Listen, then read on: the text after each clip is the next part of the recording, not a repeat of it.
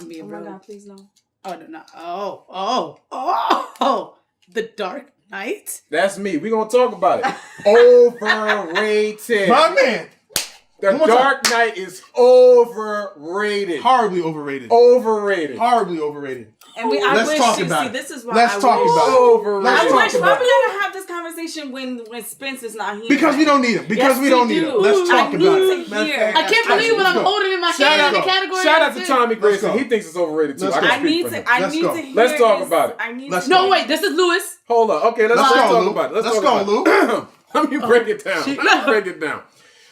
The hype. You talk about hype for Black Panther. The hype for The Dark Knight.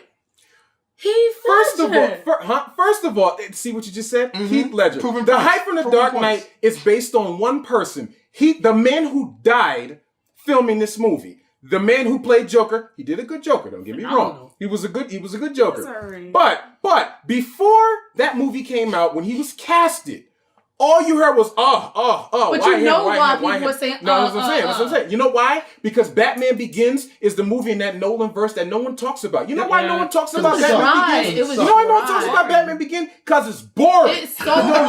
It was so boring. And you know why people don't talk about it? Because the villain was trash. So, no, come on. Scarecrow. Oh, yeah. Come on. And come on, Roz. First of all, it's rage, not Roz. For one. For two, the reason why no one talks about Batman Begins is because the villain was trash, so all you have to go for is the portrayal of Batman. In The Dark Knight, that's another thing. Christian Bale's portrayal of Batman is overrated. The voice is trash. The voice is trash. I agree with that The voice is trash. The fight scenes are garbage. Trash. Garbage. And in The Dark Knight, there ain't even no fight scenes to really talk about. So the third act of The Dark Knight is terrible. Thank you. It's a long episode of Law and Order. It's boring. It looks great. It's shot great. The cinematography is great. The direction is great. The performance of Batman is overrated. The movie itself is boring. And people want to talk about, Lou, it's a realistic take on Batman. It's grounded in reality. All of this. So you're telling me all the shit Joker was doing and getting away with is realistic? The nigga the first scene, he robs a bank, drives a bus into a damn bank and scoots out, and nobody saw that? But that's supposed to be realistic, right? All the cops up in the sewer at the same time. Come on, man. We're going to send, 3,000 cops down to the sewer? Come on. Oh my God. Like, yo. Come on, that movie is so overrated.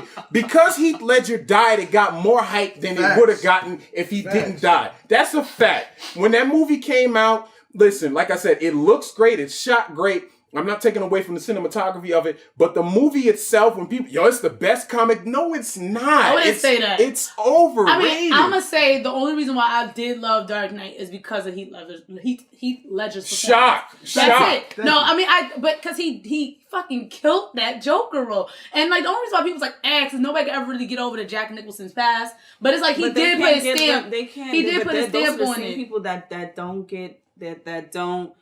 That are still on what you call it? What's his name? The one who did animated Joker. Mark Hamill. Oh. Those are the same people who feel like he's the best at Joker. So he was. Honestly, everybody has their own rendition of Joker, in my opinion. This is true because the Joker, there were different Jokers. They're just different. Styles. They're not gonna all be the same. But he killed his. I love that. I like the spin that he put on the Joker because he wasn't a true Joker. But he made, if you want to talk about putting something based in reality, I think that's what Heath Ledger did. He took a character that couldn't be based in reality in, real life and made it believable for real life. Yeah. That's what I liked about Heath Ledger's Joker. So that's the only aspect about that. That's the only thing. You're right. But then you got, I hear people. I thought you were trying to say like the Heath. No. I'm not saying nothing about Heath. But you kind of like did prove my point. Because when I held it, I'm like, what? The first thing I thought was, how dare you say that about Heath? I didn't think about the movie. But that's what I'm talking about. I didn't think about the movie. Because you know why? Because that's what everyone does. Because everyone, when you hear the Dark Knights, but Heath Ledger. I'm not talking about Heath Ledger. I'm talking about Batman. Y'all bring nothing else up. It's a Batman movie. And y'all don't even bring Batman up. You know why? Because he's whack. People went to those movies to see the villains. They did not go to see Batman. No. Facts. That's why no one cared about Batman Begins. Because it was about Batman. And it was boring.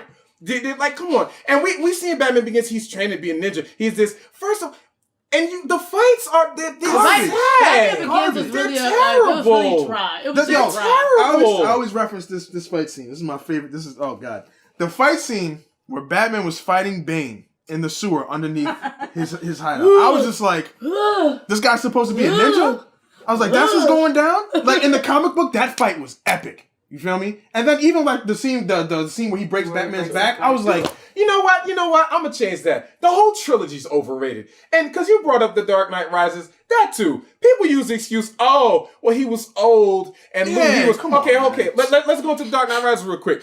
His knee has no cartilage and some shit like that. His knee's messed up. He got some mythical knee bracelet, and now he's Gucci. So now he goes back out to fight people.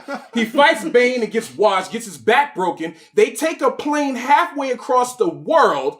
This man, mind you, he's broke because Bane did some shit. Now that Bruce Wayne got no money, they take him halfway across the world. They drop him in a hole. The doctor then got some magical back healing skills. He just hits his back and he's good now. Him up, right? Now he not only makes the jump, but with no resources, no money, this dude somehow makes it to Gotham, who is on lockdown, mind you. No one can get in or out. Somehow he does it. The first thing Batman does is paint his logo on a freaking building and light it on fire to let Bane know that he's here. Talk about losing the element of surprise. That could help for a man that you couldn't beat physically. Then you got the cops with weapons charging people with weapons. Oh, charge! Get shot up.